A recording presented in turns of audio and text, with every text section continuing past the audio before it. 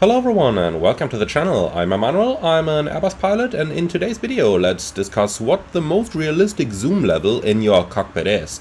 Now that is a question that I receive every now and then, people asking me, how much exactly can you see in the real world? What is the realistic level of zoom in the simulator? So let's have a look. We are here in the Phoenix A320 and this is what I'm getting by default. Now do note I'm running a 40-inch screen on 2100 pixel resolution vertically, so 3600 something in terms of the other diagonals. So that is what the sim gives me by default, and that is definitely, first of all, much too small in terms of the size that my actual displays get, so makes it very hard to read all the information, but it is also much more than you can see in the real world. Now, as you know, in the real world your field of vision is rather limited on the sides, so you can only see things very crisp that you directly look at, and things that are a little bit further out on the side become rather hard to watch. You can easily try this by taking your hands, holding them next to one another directly in front of your eyes, and then slowly moving them outboard until you eventually reach a point where you can't see your hands anymore. And that is basically your field of vision. Now, let's go ahead and have a look at how wide that field of vision is when sitting in a real airliner cockpit. Now, normally what you can see is the two displays in front of you, the primary flight display and the navigation display.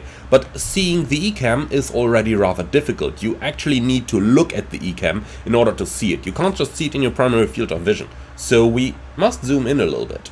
More like this. This is more like what you can see in your primary field of vision in the actual airplane. Now, for flight simming purposes though, since you do definitely need to have a look at your engine parameters, I would suggest to select the field of view outboard a little bit to reach something like this. Now, depending on your size of your monitor, you may either be able to read the ECAM like this or not. With my 40-inch monitor standing approximately 60 centimeters in front of myself when I'm doing flight simming, probably a little bit less, even more like 45-50 centimeters, the ECAM is already outside my primary field of view. That is also the reason why I bought this size of a monitor for my flight simming over here, because it fills the primary field of view. Now,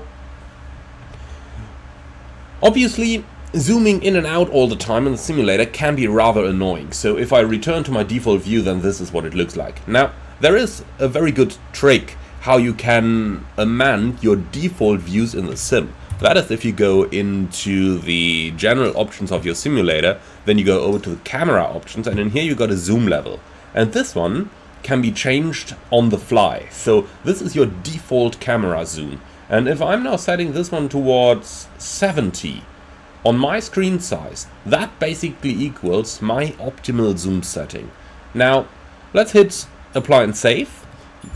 Go back to the sim, and now this is my default point of view for the flight. Obviously I would like to adjust it down a little bit so that I can actually see my instruments in this default point of view, but this is my preferred point of view then for the flight sim, where I can see the displays that are in front of myself. I can see them at a reasonable size, while at the same time being able to look out the window for doing all the scanning outside the aircraft. Remember, as you come in for a landing, the closer you get to the ground, the more you're looking outside, until eventually by the time you're at 50 feet and start the flare maneuver, you're exclusively looking outside. So you need to be able to see both the displays and the outside of the aircraft. Now, at the same point, you do need to look over at the engine displays every now and then, so it is a very good idea to have those visible in front of you as well. Alright, and that is basic theory behind the zoom that I'm using in my simulator, and I do hope that I could shed a little bit of light into exactly why I'm running things the way I'm running them, and that this is giving you a little idea of how to make your flights a little bit more realistic by seeing the same thing that an actual airline pilot would see. Obviously, if you have got a smaller monitor, then the focus, in my opinion, should be on the ability to see both the displays as well as immediately outside the aircraft at the same time. So that becomes most important when you are doing your scanning on basically all manual flying parts, but even when you're flying on autopilot, you are looking outside all the time. And you're only looking at the inside maybe 25% of the time, while looking outside of the cockpit windows maybe 75% of the time. So if you've got a monitor that cannot handle all this at the same time, then maybe something like this is the best point of view for you, so that you can see outside and inside at the same time, and thereby getting at least the most realistic flight experience by being able to do the proper scanning techniques. Alright, so that's going to be it for this video. I do hope you liked it. If you did, be sure to leave a like on YouTube as well, as it does really help out the channel. Leave a comment to let me know what you think about this one and how you are handling your zoom. And finally, if you're up for more, don't forget to subscribe to the channel. Thank you very much for watching. I do hope you liked it, and if you did, and if you really love what I'm doing, I would appreciate a small donation through the Buy Me Coffee link in the video description below. Thank you for watching, and see you all again on the next one.